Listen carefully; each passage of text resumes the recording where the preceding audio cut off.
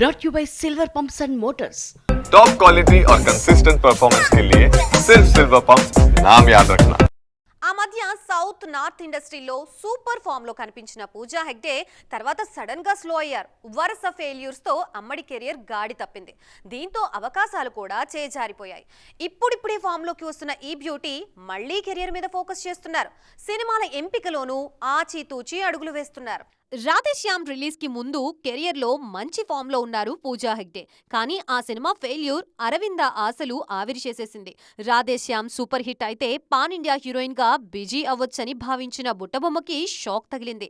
ఆ తర్వాత నార్త్ సినిమాలు కూడా ఫెయిల్ అవడంతో పూజా కెరియర్ పూర్తిగా గాడి తప్పింది. కొంతకాలం సౌత్ నార్త్ ఇండస్ట్రీలో పూజా పేరే వినిపించలేదు. ఈ పరిస్థితుల్లో తమిళ సినిమా బుట్టబొమ్మకి మళ్లీ ఛాన్స్ ఇచ్చింది. ప్రెజెంట్ రెట్రో జననాయగన్ సినిమాల్లో నటిస్తున్నారు పూజా హెగ్డే. రజనీకాంత్ హీరోగా తెరకెక్కుతున్న కూలీ సినిమాలో స్పెషల్ సాంగ్ కూడా చేస్తున్నారు.